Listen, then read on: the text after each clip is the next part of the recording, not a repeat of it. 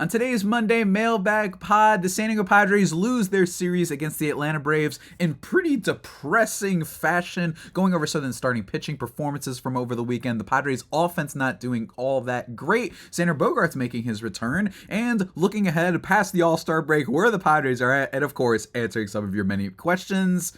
Let's get into it.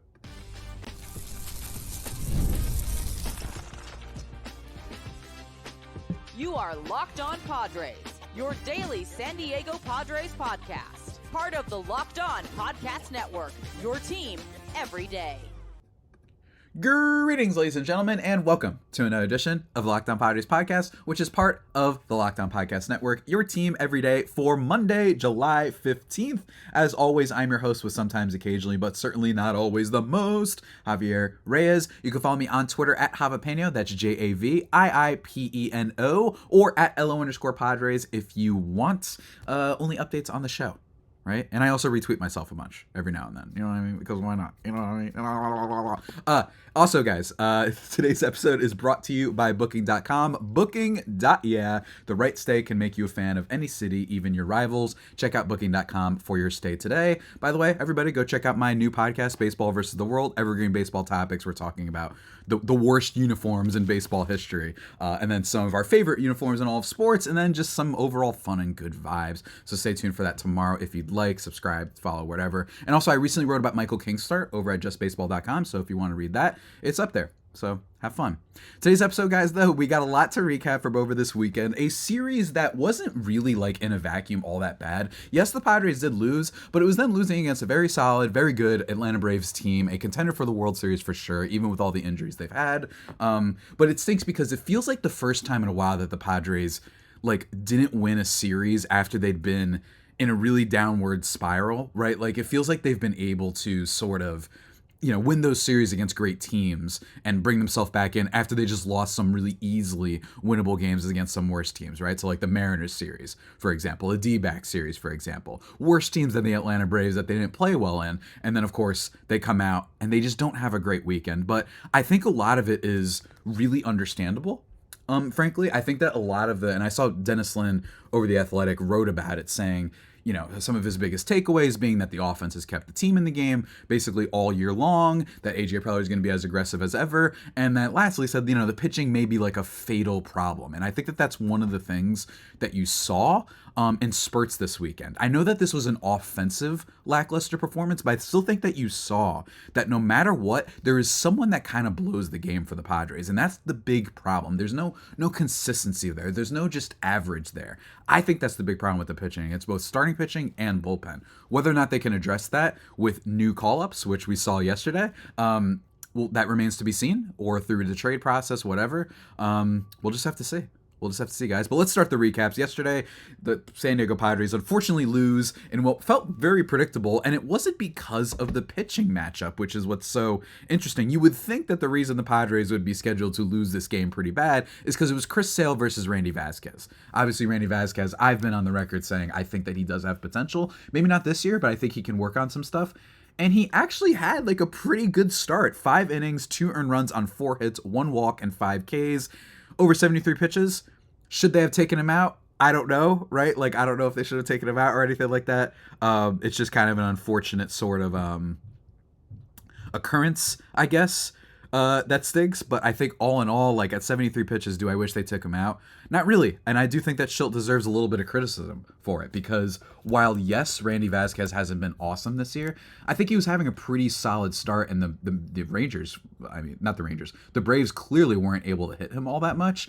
And then you give it over to the bullpen, and I just kind of I don't know. I just don't like what makes you think that a guy at 73 pitches that you have to go to your bullpen when it's not like your bullpen has been trustworthy for basically the entire season. So I disagreed with that decision by Schilt, and it was immediately proven correct as Stephen Kolek, who, yes, I know, guys, unfortunately it's a technicality, Rule 5 guy, is still on this team somehow, had actually been doing okay over the last like month or so, or at least over the last like couple weeks.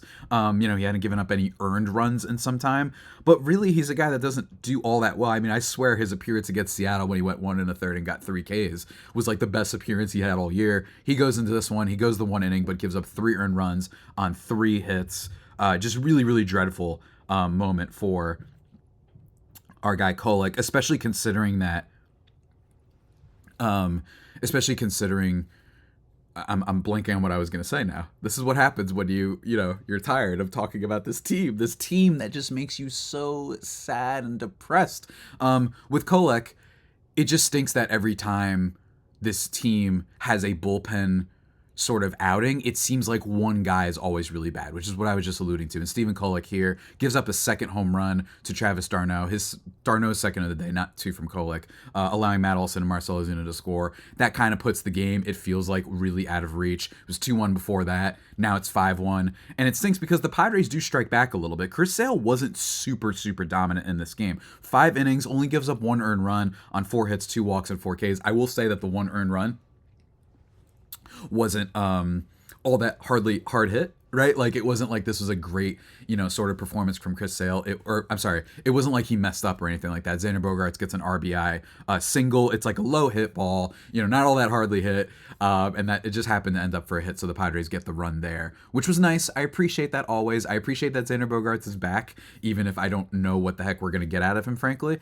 That ball, by the way, that I think Bogaerts hit, let's see if I could find it. It looks like, it was 88.5 miles per hour, 140 expected batting average, too. So it ends up, amounting to a hit. Or no, that wasn't the one. Where is it? There we go.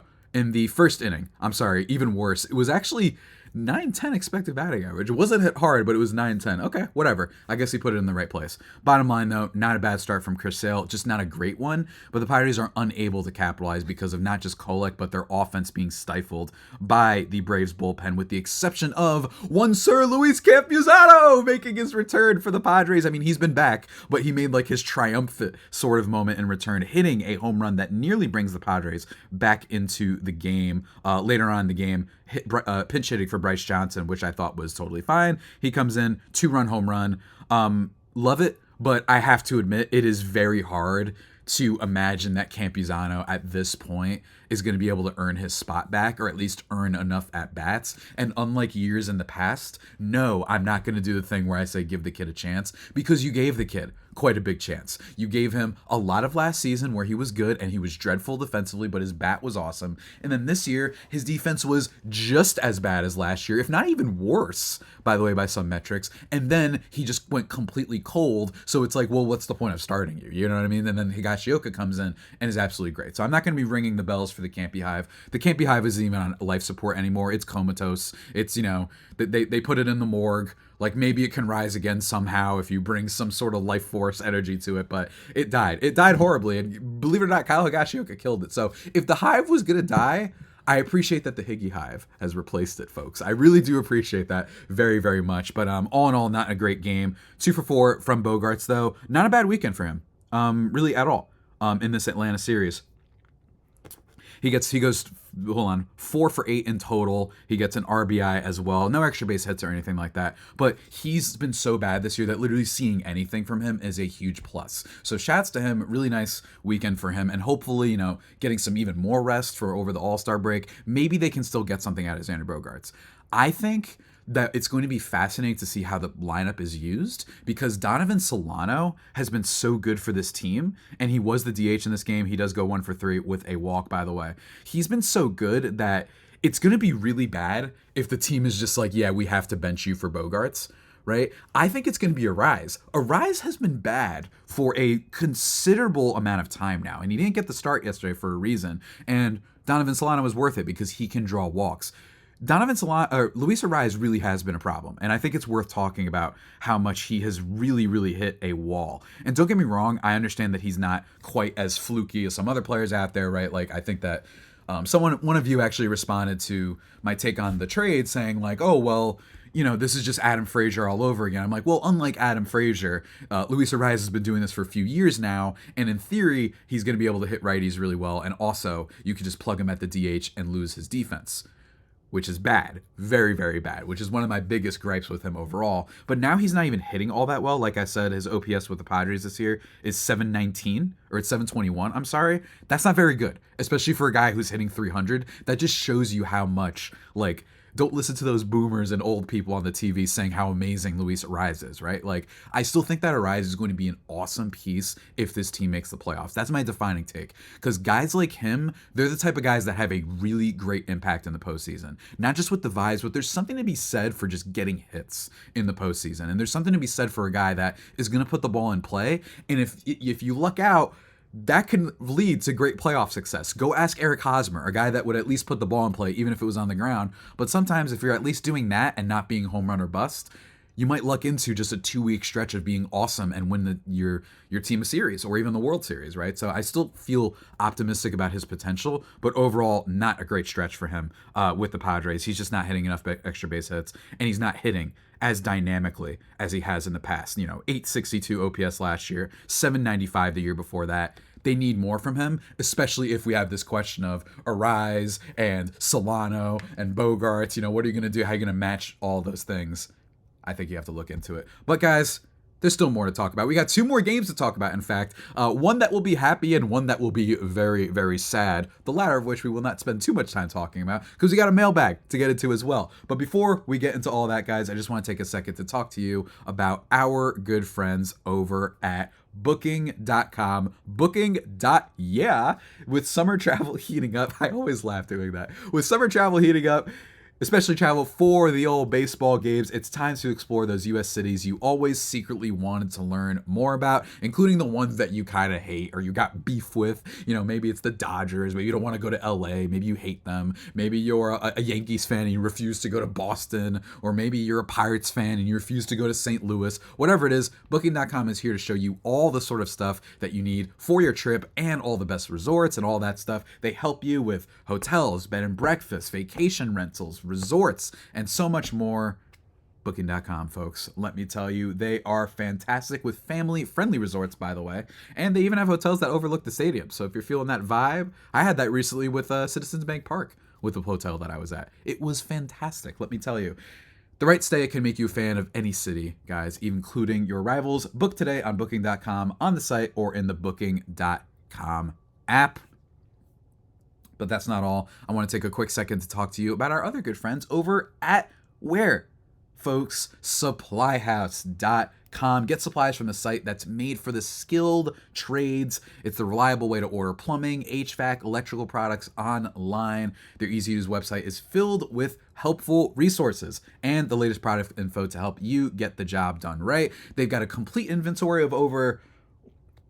do my eyes deceive me? Of over 200,000 parts from over 400 top brands, and they can help you just get your order, get your things in order and get that order delivered straight to your door. Don't worry about anything crazy. They help you with fast shipping from coast to coast. And if you need help, they've got plenty of industry leading service experts to help you out with what you might need for your house, for your situation, whatever it is.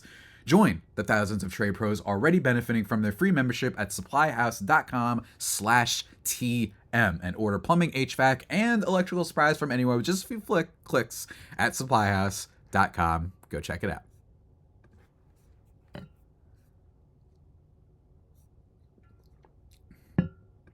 And just like that, everybody, we are back here on the Locked On Padres podcast, thriving and vibing, recapping the second game of this series, and then we're going to kind of, quickly escape by that first game because that first game was miserable. But in this one, the Padres get a couple of really cool, exciting developments. First of all, offense shows up in a nice way with some of the stars coming through. 4-0 win for the Padres. 3-for-4 game from the guy that I was just slandering before, Luis Ariz. 3-for-4 with a double and an RBI. Good game for him. But again, all I'm saying is it's complicated, but they do need a little bit more out of Ariz, at least in my opinion. But hey, thankfully, I like that they at least have options. I like that Solano has been so good to the point where he's a legitimate option. So maybe if they want to use, maybe if they don't want to use Ariz against lefties, I think that would be great. I think that'd be awesome, actually. I think that's what actually they're going to do more of, especially with, Xander Bogaerts back. You can move the lineups around a little bit. Ariz won't be playing first anymore, which means Jake can play first all the time, et cetera, et cetera. So it's kind of like a domino effect of the position. So I love that. I love that absolutely. It's fantastic. It's great. We love it very much. 3-for-4 game from him. 3-for-4 game from Manny Machado with an RBI as well as a home run, hitting an absolute nuke. There is nothing, I tweeted about this, but there is nothing more satisfying than that Manny's home run swing. Frankly, Manny's swing in general when it makes contact looks great, even when it's an out. So say yesterday's game when he hit that, he had the really bad swing. I think it was his second strike on a slider low and away. The pitcher came in and threw only sliders, right? It was a bad at bat for Manny. But then he swung at a ball low middle, and he actually still is able to make contact. I mean, even that looks great. I will never tire of Manny Machado's swing. It is gorgeous every damn time that I see it. But 3-for-4 game with him and a home run. Machado really finished strong to end the first half. And while, yes, he was dreadful and actively bad for the team, and he wasn't even doing as much defensive, prowess as he usually has, I don't think that means it's going away. I just think he wasn't able to make the same amazing plays as he usually does. That he was pretty useless for the beginning of the season. And I think it's very clear that the injury was still hampering him, because literally ever since we got to June, not even June. Actually, when we got to June, Machado has been on fire. I mean, the difference between his start to the season versus the way he ended before heading into this All-Star break is night and day.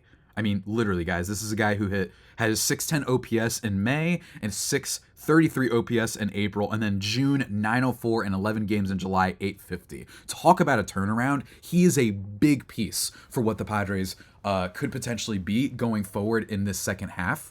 If the Padres are going to make a run, they need the stars as usual to step up, especially Bogaerts. We're hoping that Bogaerts could be good, but Machado, if he could keep this up, that'll be great, especially because of Fernando Tatis Jr. being injured. So great stuff for him. Absolutely love it. Home run for him.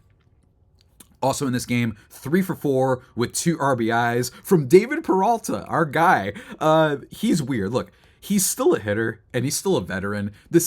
He's not quite as bad as like the Matt Carpenter, Nelson Cruz experiment, because I at least feel like he's able to hit for a modicum more of power. I still think they need an upgrade there. You shouldn't be starting Bryce Johnson and David Peralta in exchange for Tatis. I'm wondering who's out there, whether it be Jesse Winker of the Nationals, whether it be any sort of other bat out there. I'd try to target one that hits lefties well, because the Padres have had at times some big struggles with them.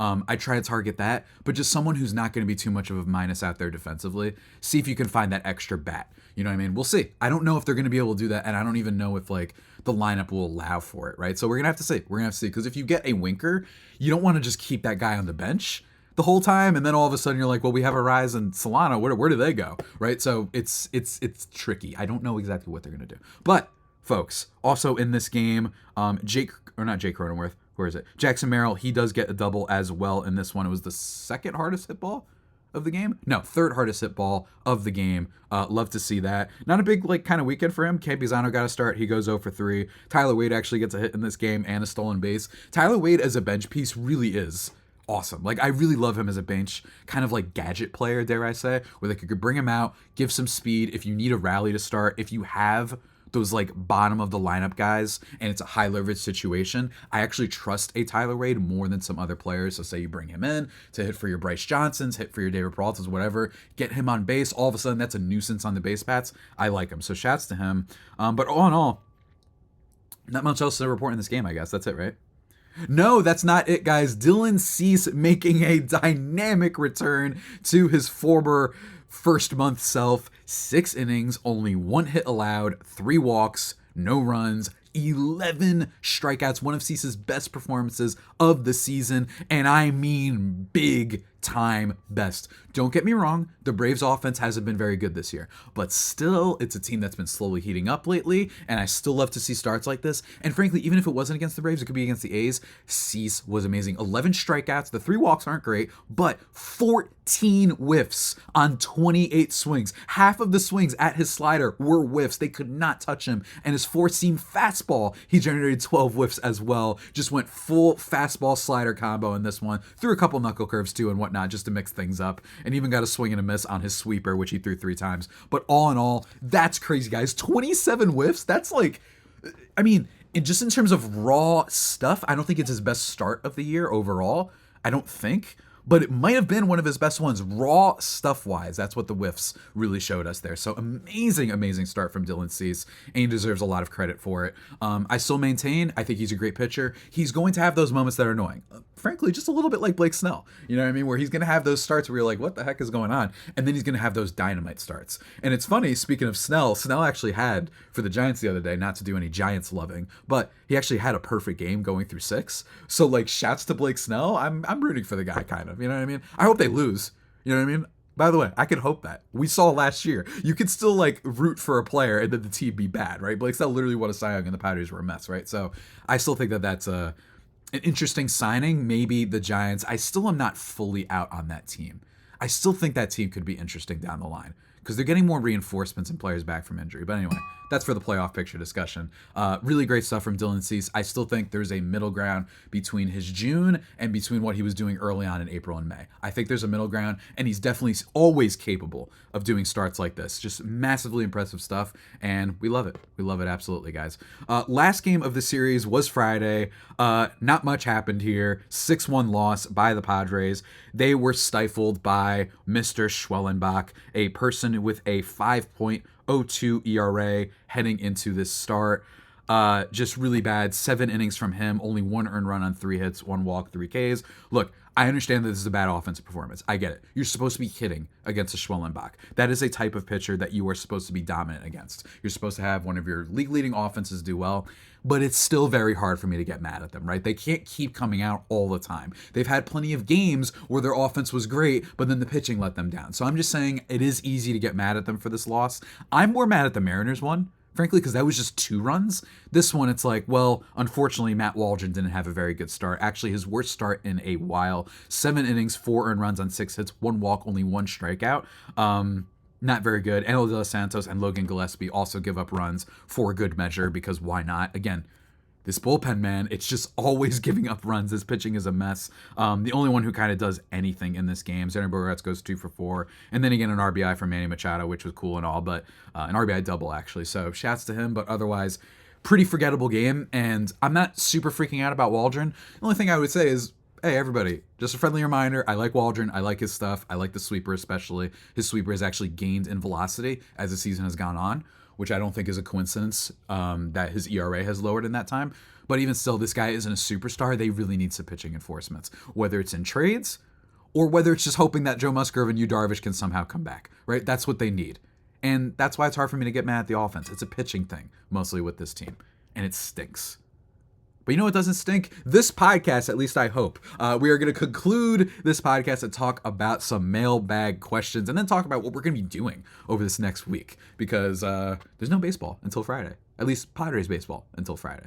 So we're going to talk about it. But first, folks, let me just take a second to talk to you about what you can use to maybe get yourself some tickets in the second half of this old baseball season. Guys, that is the lovely folks over at Game Time, an authorized ticket marketplace of Major League Baseball, which makes getting tickets faster and easier. And get this, prices on the Game Time app actually go down the closer you get to the first pitch, which is really great. So say you don't know you're going to be free. You're at that happy hour, you're a little sloppy, and you're like, you know what, I want to go to a baseball game.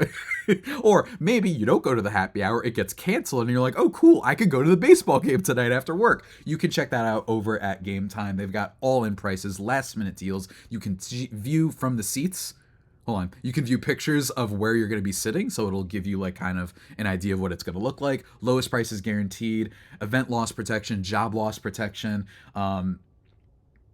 what's it called? You can get a panoramic view from the seat, like I mentioned, big time panorama view. And also, if you find different seats in your zone, they'll credit you 110% of the difference.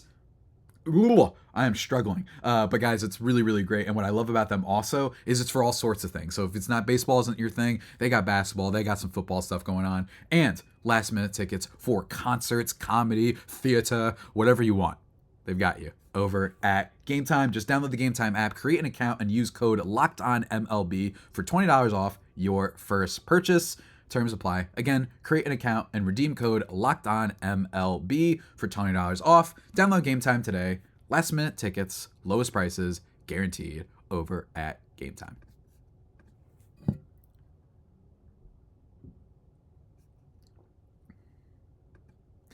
And just like that, ladies and gentlemen, we are back here at the Locked On Padres podcast, thriving and vibing as always, of course. It's time for the mailbag. It's time to answer some of your questions from this past week. Not a ton of questions, mind you. Not a ton, but still questions, and I always answer them. Just same way I'm always expecting you two sons of guns are always in my mailbag. And folks, that is my good friends Kaz and Ramamurti. Shouts to you folks listening. Kaz first asks, do you think there's a chance that Musgrove or you can return after the All-Star break and before playoffs? Because we need starting pitching badly.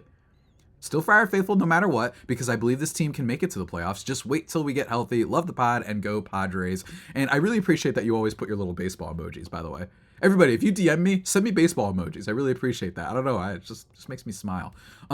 Well, yeah, obviously, I think that there's a chance that they could return. I think that Darvish is very clearly a player that's going to return because he was supposed to. He was scheduled to come back. Yes, he suffered a little bit of a setback, but most importantly, he was going to come back again and got placed on the restricted list for a personal matter that he's dealing with. Of course, wishing nothing but the best for our guy. So yeah, I think Darvish will absolutely be back. Musgrove's the problem. I just feel like we haven't gotten a timetable on him. It doesn't sound great. I haven't heard anything through the grapevine that sounds great. And also just forget the grapevine and what we're hearing from sources. Fundamentally, the fact that this is a guy who was elite dominant before the season started, right? This is a guy who's been consistent for this team for a while, and he was great last year until what happens? First, he starts off the season with the weight room incident on his toe. All right, that's a fluky, dumb thing, right? He gets hurt, misses the first, I think it was the first like month or so of the season, comes back, a little bit weird at first, and then dominant for a while, the Musgrove we all know and love. Then they shut him down. This is what I mean. Use context clues. They shut him down last year, very early. I think it was in like July or early August, one of the two. And then he's out for the rest of the season. He's got all off season to come back. He comes back and he's still a mess. He's still hurt. They put him on the IL. Then he comes back, has 2 starts, and then they put him on the IL again. This very much speaks to something being seriously like wrong. And like, I just don't think you can count on Musgrove whatsoever. So that's why you need to get a starting pitcher at the deadline. We can debate which ones. You can debate if you want to go Crochet or Kikuchi, right? There's so many different routes you can go, big time fish or little time fish. Yes, AJ Preller's probably going to go the former, right? He's probably going to go for a big game type of a guy. But yeah, I think it's Musgrove is the one that you shouldn't count on whatsoever. Darvish, you shouldn't count on in terms of like being able to count on him every single start and be like, this guy's going to be electric. This guy's going to have us a 3 ERA the way that he was at times this year, because he's still old and can get injured. And when he's injured or even slightly off kind of base, he's not going to perform as well. But I do think in terms of like someone who will be back, yeah, Darvish for sure. We'll just have to see though. I just think if you read the tea leaves, man, the Musgrove stuff, I'm not expecting much from him. Next question from Ramamurti. Question for Monday's show. What are you most happy about at the All-Star break? Most disappointed about? And what do you predict will happen in the second half? I don't know if my mans has a crystal ball. I don't know if he has telepathy, but we're actually going to do that for an episode this week, because I don't know if you guys heard, it's Home Run Derby and All-Star Game week, right? So there's not going to be any Padres baseball. And I actually want to talk about my biggest the biggest pluses of the first half, the biggest negatives, and what they need to do going forward. We're going to talk about that, talk more trade deadline stuff. That is for the future. So, my friend, I'm actually going to leave your question on the back burner for now. Only for now. Don't worry. I'll be back, buddy. Don't worry. Because it is already what I was planning to do this week. Early thoughts, though, what I'm most disappointed in, it would probably be the Padres bullpen. Like, just as a whole.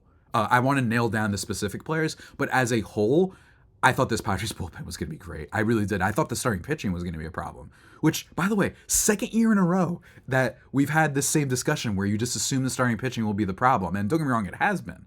But a lot of that has been injuries, and that can happen at any team. And then the other thing is the bullpen, that's not what the case was. It's not like they lost everybody in their bullpen to injury. I know they lost Josh Hader, but you still have Suarez being awesome, right? Like he's easily filled in for him. And a lot of the bullpen players this year have been really bad. I mean, Santos himself, 4.82 ERA, 3.29 last year, and then 3.04 the year before that. Like, of course, he's just been falling off lately, so that's really, really rough. But yeah, for me, it's the bullpen would be the immediate first answer to your question. Just to give you a little nibble of what I'm going to be talking about later this week. Another comment. At Tony Sue on YouTube, 8860, constantly commenting on the channel, my good friend.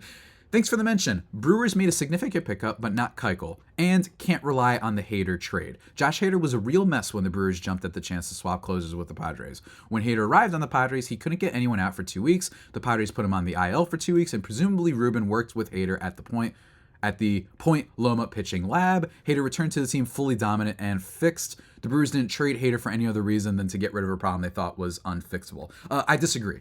I think that, yes, while Josh Hader was very bad at the time that the Padres acquired him, he still had such a large sample size of being good, and the Brewers historically are actually very good at player development and whatnot. So no, I think that, yes, they saw a problem, but when you're in first, I just don't think you do that. And yes, they swapped closers. Yes, they got some prospects, but they also had him under control for another year. And guess what? He did that very next year. He was the best closer in baseball for the Padres, right? So to me, I understand your thinking, and I understand. I actually said this at the time of the trade. What made me nervous was the Brewers usually don't miss on this stuff. And they did. They clearly missed. But all in all, no, it's still, this isn't the Brewers being clever. It is quite simply classic, we have to get rid of our best players. I just don't like this idea that they couldn't have figured it out and fixed things, but then the Padres could. A team historically not always all that great outside Ruben Niebla as of late of fixing pitching. But I respect the comment, and I get your opinion. Like 100%. It's not a bad comment to make, although I disagree. Next comment, at TRich842 commented, "When's is Tatis coming back?" Well, my good friend, first of all, thank you for the question. Thank you for commenting. Man, wouldn't we all like to know? Here's the thing. The last time we heard about Tatis, the last thing he himself said was well after the All-Star break. And what that tells me is, yes, he'll be back, but this is the type of thing where I wouldn't be shocked if they prolong it, if he stays on the IL longer, if the team continues to lose. I could see that happening. I think that he'll be back, but I think all in all, you need to just not rely on him being back because of that comment that they said, right? This is a type of guy that that we have to, keep an eye on and whatnot. We don't know exactly what's going to happen, but we have had a good update. On July 12th, Tatis, with Dennis Lin of The Athletic, they said that he's expected to miss a little bit less time than feared. Granted, I do not trust the Padres when it comes to injuries, but, I'm just saying, I think that all in all, we're going to have to see what happens, I think. Before he went on the injured list, reading from that article, Tatis had played through worsening pain in his right leg since early April. Despite his discomfort, he had hit .279 with 14 home runs and trailed only profile and wins above replacement above National League outfielders. Then last month, imaging revealed a stress reaction, a precursor to a potential fracture in his right femur. Tatis declined to publicly detail recovery timetable, saying only that it was a huge gap and that he hoped to return sometime after the All-Star break. These are injuries that I always tell people it's difficult to have as a patient and difficult to treat because it's out of our hands, orthopedic surgeon Dr. Timothy Gibson said in a recent interview. Gibson has not examined Tatis and was providing general insight, by the way. In quotes, "We have to wait and see how your body responds. It could be 4 weeks, it could be 20 weeks. It just depends," right? So it's really hard, right? Friday, about 3 weeks after his diagnosis, Tatis said he was no longer experiencing or waking up with pain in his right leg. Still, his activity remains limited as he waits for his bone to heal. For the most part, that activity has consisted of rest and dry swings with a bat. Tatis will watch next week's All-Star festivities from afar. So it sounds like there's a positive development here. But all in all, taking the whole well after the All-Star break thing and just Tatis' injury history, a little bit rough to expect an early return. I would not expect him to return right after the All-Star break or even a week after, maybe mid-August. That's my vibe right now, mid-August, which is still huge. Obviously, he could be a big impact for this team. But hey, if one thing shows, it's crazy how good this guy is, even when he's hurt. Even when the man is hurt, he's still better than like every player in this stupid sport. Next up, though, we got some sad comments from some folks. First, at Elliot Long 4508 says, 11 runs today, buddy. This was commented under my talk about the Michael King game against the Mariners. I don't know what you're referring to exactly. I don't know if you mean 11 runs like in total. I don't know if you're talking about full series, but please respond again. Please give me an answer. I don't know what you're talking about because the Padres scored 0 runs. Also, though, at John Hammond 9962 4 days ago had said the positives are if the Padres are above 500 by the All-Star break. I doubt it. Well, they are above 500 by the All-Star break, but only by 1 game because they are the Padres. And I think that that's the biggest takeaway, unfortunately, for my weekend is just this last week to start off July. The Padres, the vibes were so good. I literally tweeted how this team was feeling some magic with the Profar Or was it the Machado walk-off home run? Just really, really good vibes. And then you lose a very winnable Saturday game, and then you lose Sunday's game. Then you have a really bad series against the Mariners. It just stinks that they keep losing all the ground they gain. I mean, they were 49 and like 43 not too long ago, right? Like, you lose 6 of your last 7. It's like, come on, man. Make up your mind. Make up your mind. And a lot of it's bullpen and starting pitching. Like, Adam Mazur has practically been like an automatic loss practically, right? And he's not on the team right now, but that's been really rough. The kid wasn't ready. It happens.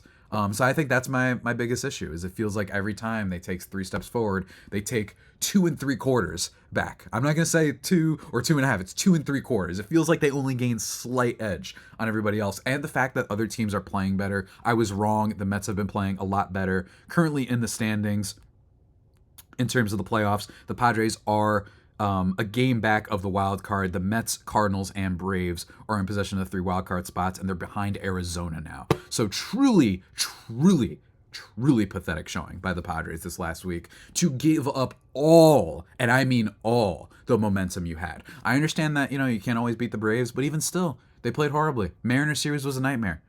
That was like really, really bad, the way they played against them. And then the Diamondback series, losing 9-1, losing 7-5.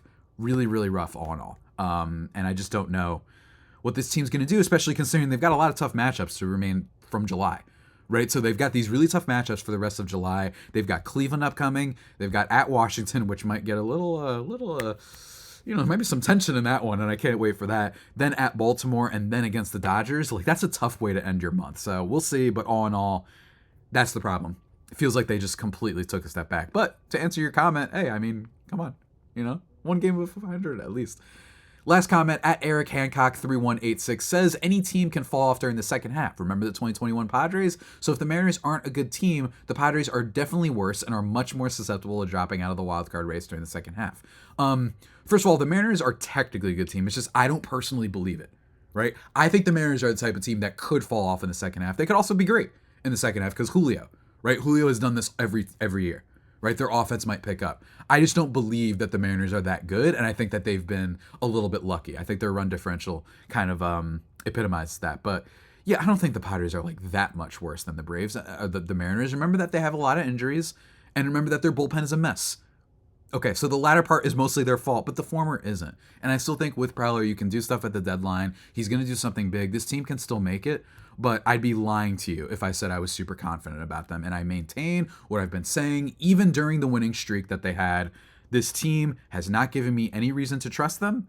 I'm excited about them, but they have not given me any reason to be really excited about their potential if they go all in at the deadline. This is just not a trustworthy core. I'm sorry. That's just the reality, right? They are untrustworthy, and the vibe, I've heard some people describe it like it's a frat house type of clubhouse, which is like, sounds kind of fun. But also, I don't know. I just feel like it means that there's not a lot of oomph on this team sometimes. And, it's just really hard to gauge them. They could come out after this All-Star break, sweep Cleveland, and then sweep the Nationals. Would I be back in? No. I mean, I'd be excited, I'd be optimistic, but I wouldn't be like, yes, this is it, let's go. I'm not. Because look what they did. Look what they just did. They've been doing this all year. It's so frustrating. It's better than last year. I've had so much more fun from just an enjoyment perspective, just a vibes perspective with this team than last year. But the frustration still rears its head. Hopefully they turn it around, though. In terms of the future, though, speaking of turning things around, this week, because it's the big All-Star break, I figured I'd, kind of update you guys. Rama Murray's question about the biggest disappointments, biggest surprises, all that stuff. We're going to be having an episode all about that this week. We're also going to have a little bit of a fun All-Star sort of preview talk about. We're going to talk about some All-Star stuff with the Diamondbacks and the Padres, especially because Miller Thomas will be on the show. We love doing those type of episodes. And then also this week, we'll probably be doing a crossover with Jeff Ellis of Locked On Guardians, in which you might be wondering, why am I not talking about Cash Mayfield, the first round pick from the Padres in yesterday's MLB draft? Because I'm not a prospect guy. I'm not a college guy in any sport, by the way, not just baseball. I don't know too much. So Jeff, though, he does know a lot. So we're not only going to talk about Guardian stuff, but we're also going to talk about Cash Mayfield and just in general what he thinks of kind of how the Padres have drafted. And he's really smart and he's really great with it. So that should be a lot of fun. And then some other little fun stuff in between then. We'll see what else. We'll see. But until that next time, everybody, stay safe and, of course, stay faithful. My Fire Faithful homies, take care.